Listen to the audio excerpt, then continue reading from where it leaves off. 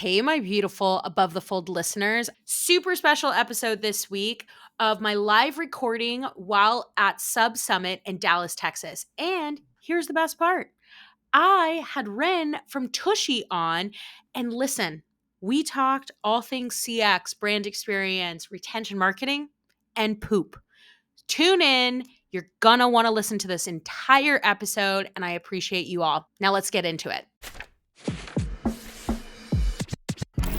Hey friends, welcome to Above the Fold podcast. I'm your host, Jess Servion. We're going to be talking about everything in your customer's journey. You're going to learn things about customer experience, brand experience, and marketing secrets that help you drive your brand success. So stay tuned, buckle up, and let's get into the episode. Welcome back to another episode of Above the Fold podcast. I am live at Sub Summit with my homegirl, Ren Fuller-Wasserman. Did I say it right? Yes, you did. Oh, thank God. Finally sitting down with you. So excited. I know. We've been trying to do this forever. Wait, will you talk into the mic a little bit deeper? Yes, there we go. Okay, cool. Ren is the Senior Director of CX at Tushy. And if you don't know what Tushy is, my friends, get yourself a bidet. We like to wash rather than wipe. Hell yeah, we do. Tell the audience just a little bit more about Tushy and yourself. I'm going to ask you some other questions too. So Tushy is a modern bidet company. We're aiming to revolutionize the North American bathroom and really bring our hygiene practices into the 21st century. By and large, it's pretty barbaric. So our hero product was a bidet attachment that can attach to any toilet.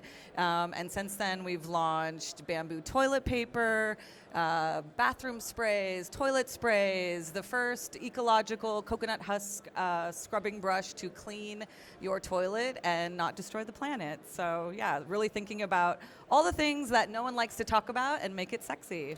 Yeah. I mean, I do really like the mission of Tushy, like truthfully, because I am a consumer who thinks through a lot of these things. Like our toilet paper is bleached, everybody, and it's actually really bad for you, right? And you're literally putting it on your butthole and then flushing it down the toilet to clog your pipes, and you're spending a lot of money on it. It's one of the most expensive consumer products, and we just throw it away. So you know, we're gonna go here and we're gonna get gross. I'm gonna share you guys a personal story. It's not my personal story.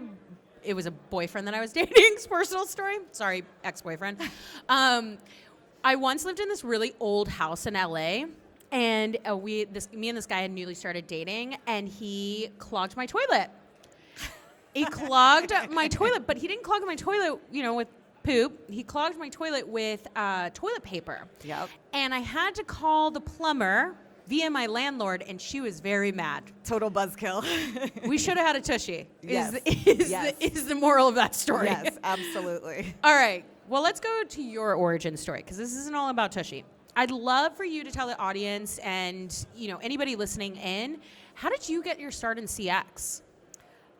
It's a very circuitous path as one finds themselves in CX. No one goes to college for it. No one studies it. No one says, I want to be a support agent when I grow up. But it goes back to, I grew up in West Virginia. I was born on a fully sustainable homestead. Fun fact, I did not have a flushing toilet growing up. Wow. I had a very newfangled composting toilet that was high technology in the late 70s.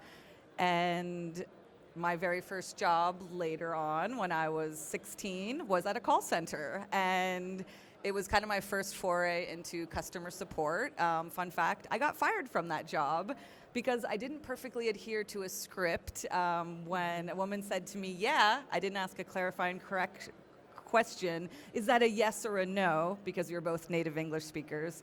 And I was fired. Wow. The only reason I had that job was because it was like $2 more than minimum wage, and I was a teenager. I was like, this is amazing. But that first experience really formed a lot of my philosophy around CX. Like, do you have to follow a script to provide meaningful engagement to your customers? And my foundational belief is no, you have to just make a personal connection and be yourself by and large and be an expert on the product. So I went off to college. I studied comparative literature with a focus on avant-garde film, and ended up. I went on a vacation to Argentina. I ended up living there for 7 years. I worked as a teacher there, and I had my own English teaching business, teaching mostly like corporate banker guys English. Yeah.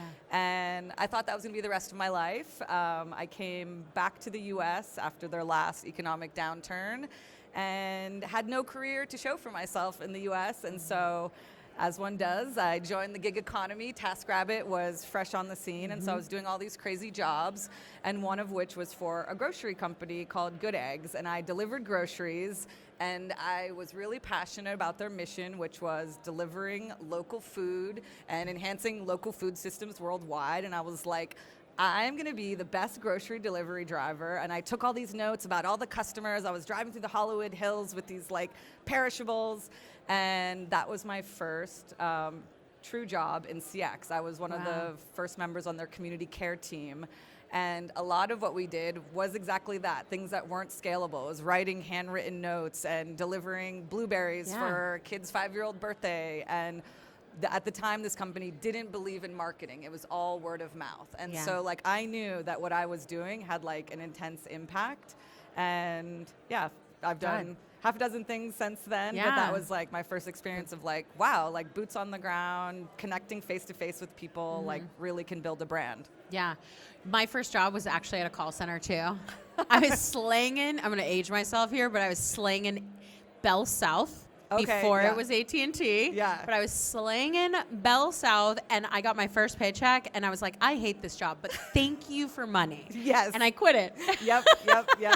But I agree with you. I mean, like, working in a call center is the most foundational thing that you can ever get in CX and in sales and retention and any of those pieces, right? Like, I think it's such, because all you're doing is like using this script and talking off these things and then getting people to buy the product from you, but convincing them through phone. Whereas like in I shouldn't say modern day marketing, I literally just aged myself there.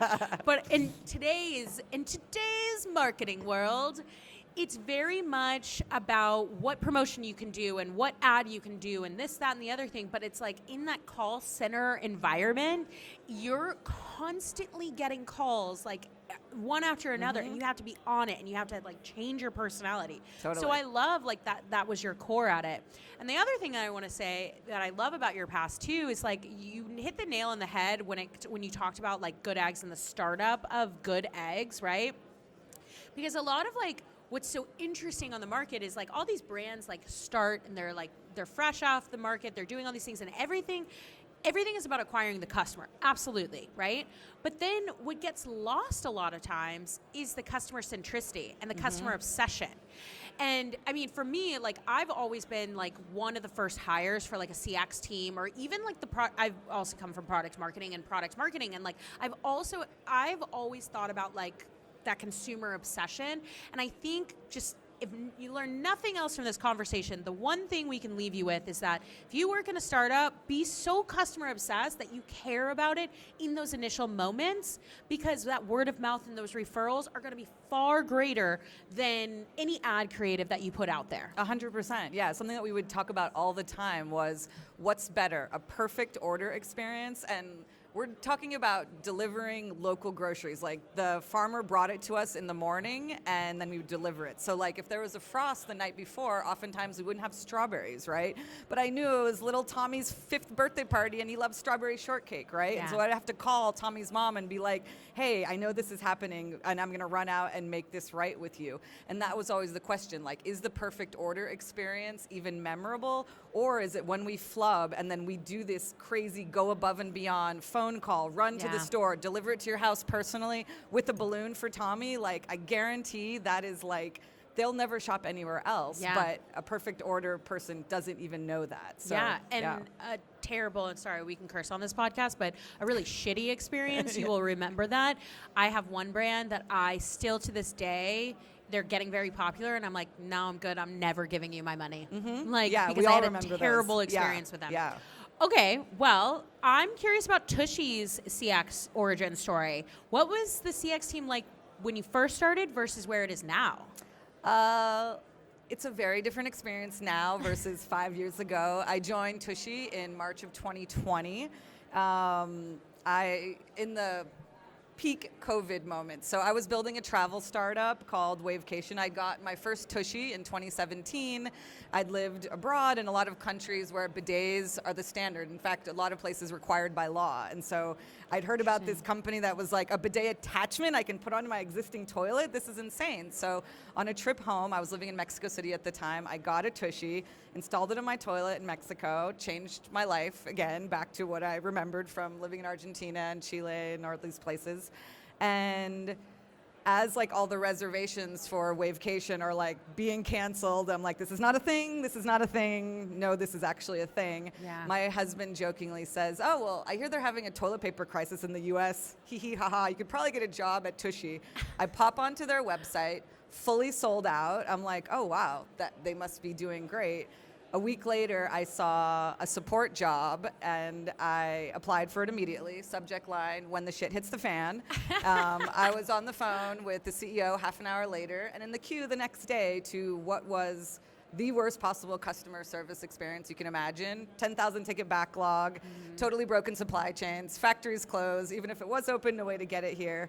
And I have also never seen brand love like that. So at the time, it was a 2-person part-time support team that in the holidays of 2019, they'd already started to get popular. Like the CEO was in the queue, like very proud of his 3 emails an hour. But this is like the greatest thing that can happen to your company, mass adoption, if you're prepared. It was not. Like thankfully we'd set up Gorgeous as a help desk in the fall, so I had certain tools, but there was no manager. There was literally like Dave, who was my right-hand man, the first day he was supposed to go full-time was the day the world shut down. So it was kind of like I was hired with 3 other agents, and then the next week a BPO brought on with 40 more. It was like that kind of problem. Yeah. And like, good luck, Ren. I'm figuring out supply chain. Like, you got this, right? I'm like, oh, yes. Yeah. Yes. Yeah. I mean, you just figure it out. I mean, this is also Startup 101, right? Yeah. Like, you wear 50 different hats and you figure it out. Yeah. And it takes a certain philosophy and certain mentality to be able to thrive in those environments. Oh, yeah, yeah. We say we're building the plane as we fly it, and frankly, like, here we are 5 years, basically back in the same situation with tariffs, and I'm like, this is kind of fucked up, but this is kind of the fun stuff, right? Yeah. When everything just works, like... Then it's boring. It's boring, and then you don't want to do it anymore. Problems to solve. Yeah, no, I wholeheartedly agree with you.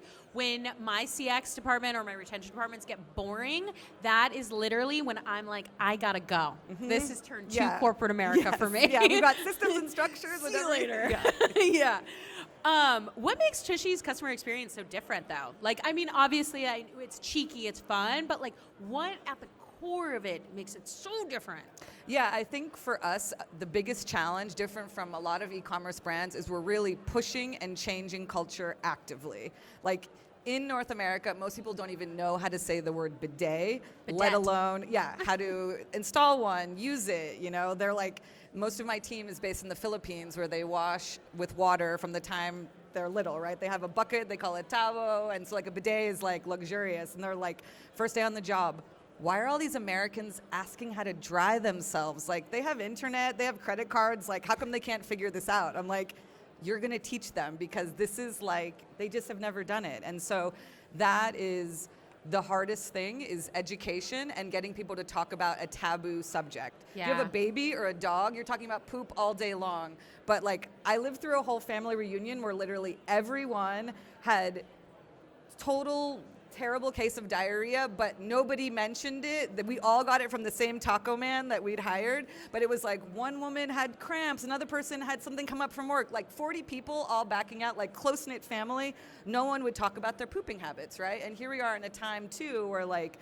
colon cancer is on the rise amongst like 30-year-olds, and like your bowel movements and your gut and butt health is like so indicative of so many things in your life, but we're not talking about it. And so a lot of it is demystifying that, but like approaching it through humor of like, we can talk about all these things and we're here to guide you. And honestly, like, we're not talking about poop a ton, we're talking more about plumbing, but it's making everyone feel like outwardly we're very cheeky and funny and brash, but like Our support tone is much more, no, share with me all the TMI, because it's not TMI. We want to talk about your toddler and their bathroom habits. And it's building that trust so people can ask the tough questions that are not that tough. Like, we're all pooping every day, ideally. And so building that confidence. Did you, well, it's less about did you, because I'm pretty sure I know this answer. But what I'm curious about is, how did you go about building your like tone of voice like guidelines, right? Like, I mean, obviously it's like be cheeky, be fun, but like you're probably not, or maybe you are, but you're probably not saying like, hey, say the word fuck. You know? Yeah. I think it's like, we don't have intense scripts around language, right? There's a tone and there's a style, but we want to be like in your face to a degree when it comes to marketing, because that breaks the internet. But if you're coming to me and you're already trepidatious, like, I don't want you to deal with that. And like, that can be really off-putting. If people use a bad word, we'll use a bad word back to match their tone. But it's a lot more supportive. We talk to every customer like our best friend, right? So when I see like overly formal language, I'm like, you gonna text that to your girlfriend? Like, I don't think so. And so it's really about them being experts, knowing the product backwards and forwards. They have our full suite of products, and it's like, oh, you're not sure how to use it? Run to your bathroom. Like, that's literally what I'm doing. But it's just keeping it on everyone's level and not using words that's too jargony, just meeting people where they're at, but giving them a lot of freedom to be like, you know, my name is Princess and I live in Manila, right? Like, or a lot of my team has really weird names, and so they are who they are and they're experts, but it's trying to get on their level. How are you navigating like the world of AI? Like, I don't know enough like about your tech stack, but like, and I'd love for you to share it with us. But what I'm curious about with such like that strong tone of voice, but also like that reasoning that a human agent has to be able to have to match that tone. How are you navigating any sort of automations in AI? Yeah, so we employ a lot of AI. We use Gorgeous as a help desk, and we use their AI agent. And that was one of the big concerns of like, can it be cheeky? Can it be fun? Can it make a joke? And honestly, like, the butt joke is what I'm least worried about. What I'm really concerned about is plumbing expertise and guidance. Like, will this fit my toilet? When you buy it and you get it, will you be able to install it upon arrival? Like, that's what we're aiming for. And so AI, we've gotten it to a place, we've been working with it for about coming up on a year. And tier one knowledge, like all, like, Wizmos, like, there's no value being added by telling you for the 10th time where your order is when you've got all that. Like, I don't want our purus, that's what we call our agents, they're poop gurus. I don't want them wasting time on that. I want them, again, talking about toddler toilet training or how to install it on your RV, or like make sure your yacht has like the latest bidet. And so AI can automate all the baby shit so that they can do like meaningful, purpose-driven work. And now, through these more challenging times, honestly, throwing their might in other departments. So like order management on the ops side, that we're doing a lot of inventory allocation, or helping the marketing team like deep dive into our reviews and create a chat GPT that can just, search all of our reviews. So I think it's thinking about what I can automate that doesn't impact the customer, so we can do much more impactful things. Have virtual install calls with our customers. We can be on the phone with someone for an hour because they don't have to say, here's your order status for the millionth time. Well, hot poop take.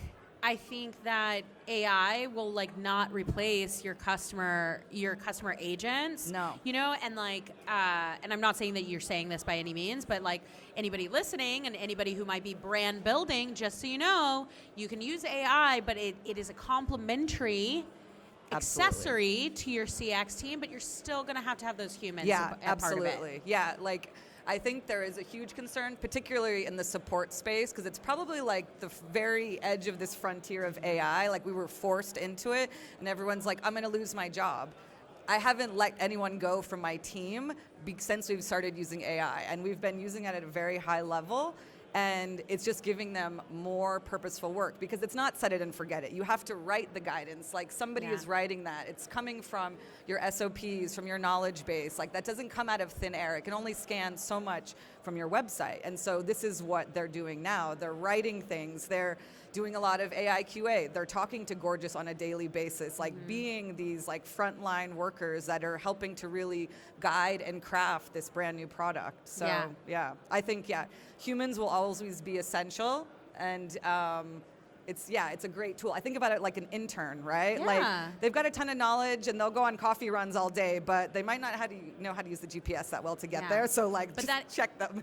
That intern girly pop, because AI is all a girl, in my opinion. I think that girly pop, she's just got to learn. Yeah. She's got to learn. She's got to get fired from a couple of jobs to learn, you know? Totally. You got to train her up. Totally, yeah. Let's switch gears to like overall customer experience, just because like we're at Sub Summit, we're talking about subscriptions and loyalty. I'm so curious, with so many SKUs that you guys have added into the mix, how, like, obviously outside of the bidets, but how do you build loyalty beyond that first purchase? Like, how are you guys like thinking about like, okay, well now you have the bidet, but maybe you need this additional other tool, or like whatever, you know, this other, not tool, sorry, SKU. Like, how do you guys think about that? Yeah, and this is something that we're definitely still learning. I think, you know, when I joined Tushy, it was very much a one and done kind of purchase, right? In America, the average household has 2.5 bathrooms, so maybe 2.5 bidets. But in New York City, where we're based, you know, most people have one teensy bathroom, and so it was like, where do we go from here?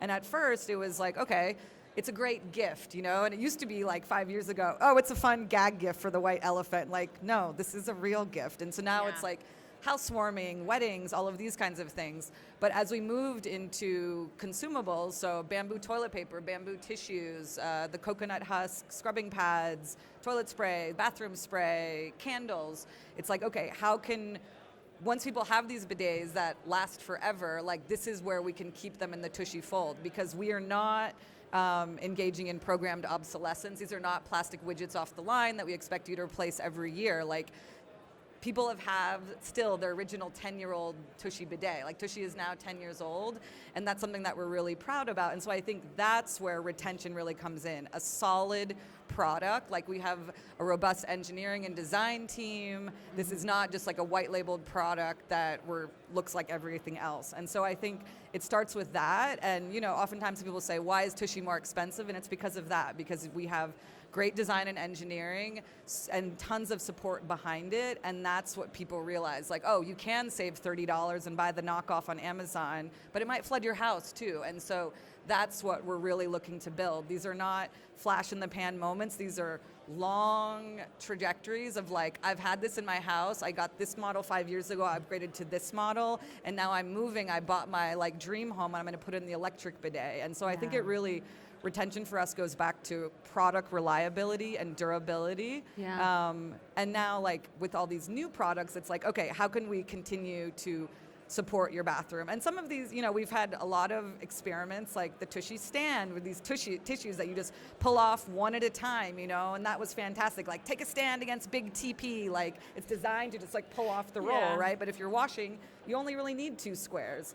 But, you know, maybe the stand wasn't the hottest product. People didn't want that, or we're pushing culture too much. And so we're always trying to think about these goals too of sustainability within an imperfect world, right? None of our products are perfect, but How do you guys, I mean, it is so interesting because it's exactly what you're saying. Like, if somebody's going to have this product for 10 years, right?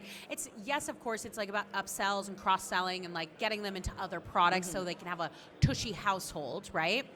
But how are you guys approaching just like that positioning and messaging of like, this is an investment for you, and this has a higher price point, but like, like how are you positioning and messaging that? Yeah, I think when it comes to the bidet, if you're spending $150 on average, the American household is spending around $300 a year on toilet paper. So like, you'll already radically reduce that. And we've heard from customers that like, in the first week of having a bidet, already had to adjust their Amazon toilet paper and paper towel subscriptions. Paper towels, because when you run out of TP and your shipment hasn't arrived yet, you're going to the paper towels. So, so I think it's like so thinking harsh about on your that. Tushy.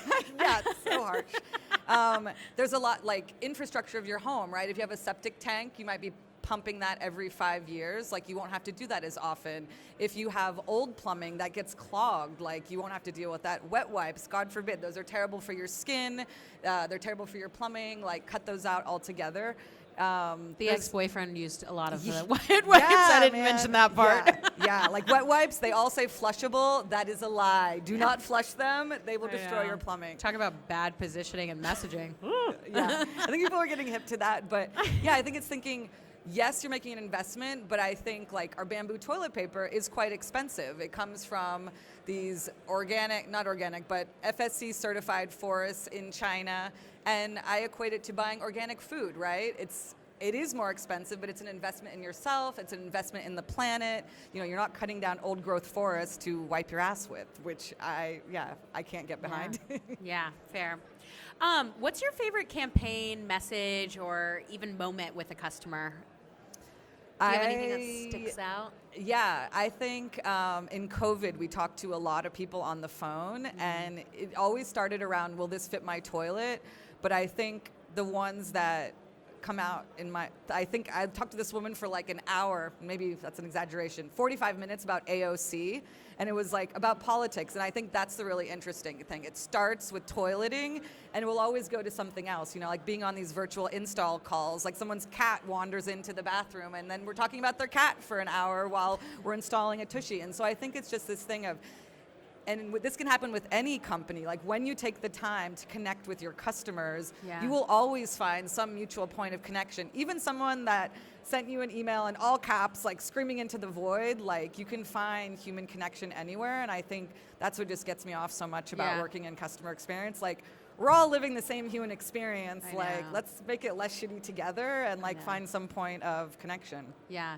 Do you find that, it's kind of a silly question, and I don't know if you fully know the answer on this one, but do you find that the audience who purchases a Tushy is like what are like the differentiators of that? And the reason I'm asking you this is because I work with a lot of like wellness brands as like fractional head of CX or retention, and those wellness brands are in particular are in protein, right? But there's like, I'm not going to name names, but like there's 4 different types of protein, right? And each brand has a different type of customer. Like we have one that's like carnivore diet, like Looney Tunes. We have other ones that are like just like the sports athletes, right? Like what are your customer types at Tushy? Yeah. So it's evolved a lot. When we first started, it was distinctly like IBS sufferers, Crohn's and colitis sufferers, gay men, people that were already like really thinking about butt and gut health all the time. And had a lot of routines around that, right? Of like hygiene and wellness routines. As that evolved, like 7-8 years ago, we even had a bidet that was co-branded with Asa Akira at the time, like the leading anal porn star. This was like, we were going really after these niche audiences, right? The website, tushy.com, is not ours. We are hellotushy.com. We believe that all of tushy.com's customers could be our customers, all of our customers, not necessarily theirs. So now, 10 years on, we are like in Middle America. Like, I'll never forget the day that someone talked about repping Tushy at their Bible study group. And I was like, wow, we have made it. In Arkansas, they're talking about Tushy at Bible study. Like, heck yeah, cleanliness is next to godliness, right? Like, they're getting the message. Where for a long time, it was like, this is weird, this will turn me gay. And I'm like, I don't think you think that about your shower, but I don't know how you're using it. So, yeah. Hot take, hot poop take. The general population, what we're slinging things to is real Looney Tunes. Oh, okay? yeah. Real Looney Tunes. Yeah. But yeah, like for us, like mass adoption happened in COVID, and they say now that bidets are one of the only products that survive that boom. Like Zoom, Peloton, all these things that were like absolutely essential during COVID are not so important, but bidets had this moment because of the lack of toilet paper where people discovered them and were like, oh, I can't live without this. Like, we equate it to a cell phone, if you guys remember what that was like. Like, we can all live without cell phones, but our lives are better and easier with a cell phone. And so that's the experience we want you to have. And some Apple-y design in there, too. Yeah. What's something most brands get wrong about support? This completely switches gears, but, like, I feel like you got some hot poop takes for me. Oh, yeah. That it's, like, the lowest common denominator, the entry-level job, like, pay them the least, listen to them the least. Like, if you deal with humans, it's a necessary evil. But yeah, we're probably going to automate it as much we can because, you know, what can we actually learn from our customers? And I think it has to be like at the core of your business if you're planning on having a company with any longevity. Yeah, I mean, yes. Yes. I'm curious, like, I mean, you've talked a lot about this, but any advice that you would give to anybody listening in the audience right now about how do you scale without losing the soul of your team? Yeah, that is something that I think about a lot, and it's being really hands-on, advocating for your team. Like, I am the number one advocate of support your team, and the rest falls into order. Like, we're so obsessed with our customers, but if you're not treating your team the same that you're treating your customers or much better, they'll never be able to pay it forward. And I think that's what a lot of companies miss, is like, they don't have paid holidays and like just like a lot of stuff around payment, or not even having access to the product. Like, how can my team be product experts if they've never touched it, right? And so, yeah.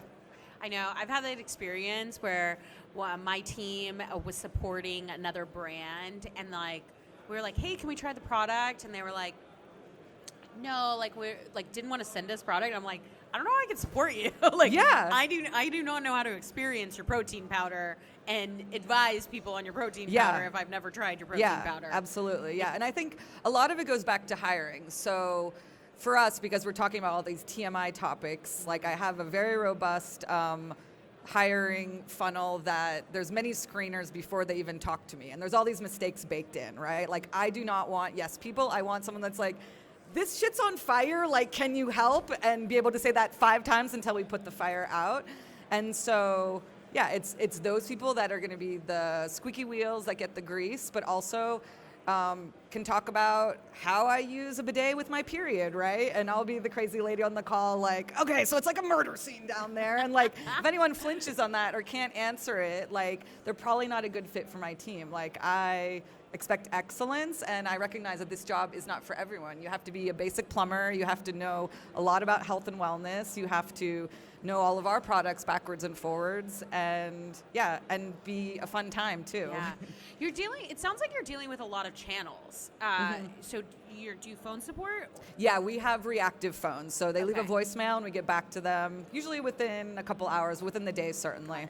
And then email. Email, chat, SMS, WhatsApp. How are you doing the virtual live support? Yeah, so that people request it. There's like a Calendly link. There's like a survey that they'll complete first. And so they'll have to show us pictures of their bathroom so we know what we're stepping into. And then once we have all of that, we'll send them a Calendly link, and that's linked to our schedule. So like all super scrappy, basically free. And it's just a Google Hangout. We've got like some slick backgrounds. We make sure that they have what they need ahead of time. And mostly it's just to hang out and like to give you confidence. And they're like, oh, I totally didn't need this. This was so easy, but it's like the experience that they will talk about with everyone of like, Tushy stepped into my bathroom. So Yeah. Do you find that anybody talks about that online or like reviews or anything? you know, not as much as I would like. Okay, if anybody out there gets a Tushy after this conversation, I want you to use the live support. I want you to use every one of Ren's channels. And then I want you to go to Google reviews, because a girl needs some feedback and she needs some positive energy. Thank you. Yeah. And if you don't want to do it with us, we also have partnerships with TaskRabbit and Angie. Like, people don't have time. They don't want to get down on their hands and knees. They're too old. You send it to your mom. Like, that's a perfect add-on as well. Great, I love that. So you have all these channels. You have all of these channels, right? And it's not necessarily about tech, but like you have all these channels. You walked into a situation, then you had a BPO, and then you really have like come up in like all the things that you're doing like at Tushy. What's one decision in your leadership that had changed the game for your CX team? Trust, I think. Yeah, like Justin, our CEO, like, he was leading CX before I joined, and part of it he had to let go because he couldn't do it all. But I think in the early days there was moments where he was like, oh, this isn't exactly how I would say that. And I'm like, I know, but you didn't have to. So, and just him trusting, and, you know, we've worked together now over 5 years, and I think it's that of like, it might not be exactly the way the founder wants it. I'm sure there's lots of founders listening in the room, like, no, it has to be done this exact way. And I've learned myself, and when you delegate to people that are kicking ass, like, it's one less thing that you have to do. But I think for us, it was like trust.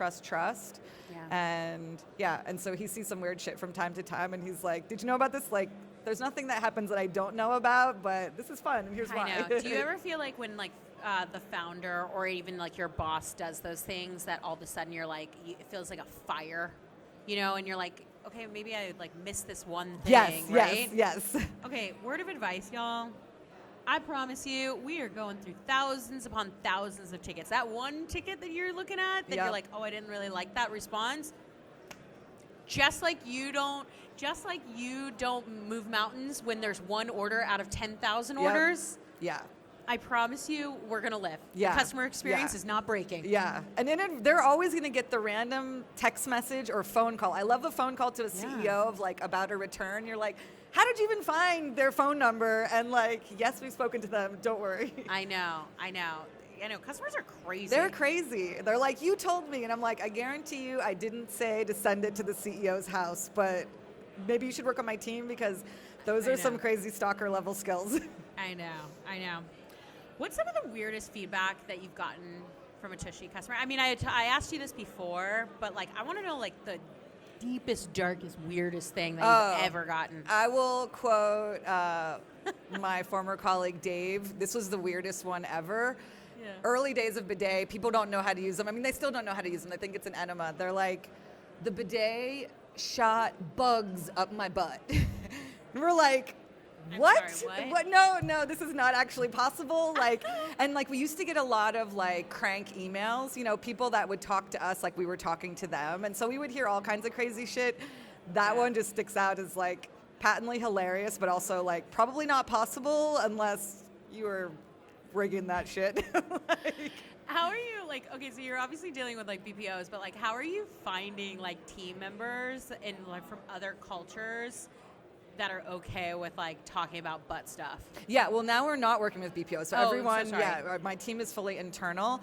But even when you navigated that. Oh yeah, it's questions like I was mentioning before. So like on the first interview, I'll just ask these like terribly offensive questions, the way that Americans speak, especially like Philippines, like the power index is different, right? Like they're very hospitable and like Americans can be assholes, so it's like asking them like, all right, so like my kid's got IBS, and I'll put on a voice like this. I used to teach like elementary school, so this is also fun for me. Like, all right, so I got like explosive diarrhea, I got shit all over the bathroom, and I can just see their face. And if they're like putting it on or like leaning in with American slang to respond, like that is like, okay, first round, good to go. It's I've seen people used to share a lot of photos. We had one guy, he was a nudist, and he lived somewhere on the coast in Washington, and about once a month he would just send an email, just checking in, just wanted to tell you I love my Tushy, and it would always be him staring out at the ocean, sometimes with a coffee cup, stark naked, maybe 75-year-old guy. We never really saw his face, but his butt was clean. So, yeah, nice. We've got... The general population customer is incredibly insane. Incredibly insane. Or like, healed my hemorrhoids. Here's what it used to look like before. And you're like, no. Oh my God. Yeah. Sometimes we provoke it. Like, fair. We used to have this contest that was called the Super Bowel contest. It's the day after the Super Bowl. They say is the biggest plumbing holiday. It's probably like day after Thanksgiving, day after Super Bowl, because all the terrible snacks that you eat. And so this one, I was like, our team is not dealing with this, but we would ask for like your best shit to win $10,000 and love a giveaway. Talk about 10,000 submissions of absolutely uninventive turds, right? Like you're like, no, we're not giving you $10,000 just because you had a poop. Like get creative here. And there was some really, really creative stuff. But like I was like, will anyone even submit? Like strangers sending pictures of their poop to us, like no problem. Oh. Okay, Crazy. One, the general population is weird, but there's also the next thing is everybody's a keyboard warrior. Oh, yeah. And then you give somebody a task like that, they're going to keyboard warrior all up in here. Yeah. Okay, wait. If Tushy was a pop star, who would it be? Oh, good question. I think it would probably be like Sia. It can be anyone, but diva, like... super like can write a song like with that. The hair. Yeah, but like what is she underneath there? Like she's cool, everyone loves Sia, right? Even if you don't outwardly now, like in the car you're bopping to her, like it's everyone's like secret, we love her. I love that response. I think I know the answer to this, but I want you to be more innovative. What's the favorite emoji to respond with? Oh, actually, I have this like custom emoji that's Mario and Luigi that do like a little like dance like this. I don't know. I don't think I can use it outside my own Slack, Yeah. but that's my go-to. Yeah. Well, Ren, I appreciate you coming on and joining me on the stage at Sub Of Summit. course. I'm so honored to be here. Thank you. This was a long time coming, everybody. We really wanted to talk about poop on stage together. Ren, where can the folks connect with you? You can find me on the interwebs on LinkedIn. I'm Ren Fuller-Wasserman. I'm probably the only one in the world, so Google me and you'll find me. On Twitter, I'm Ren-Waz. And if you are in the market for a bidet, Ren at hellotushy.com or just hellotushy.com/Ren. Yeah. Cool. Hellotushy.com in general, yeah. You guys heard the warning before. Well, Ren, thank you so much for joining us, and thank you everybody in the audience for tuning in, and anybody listening in. I appreciate you all, and we'll catch you on the next episode of Above the Fold. Thank you.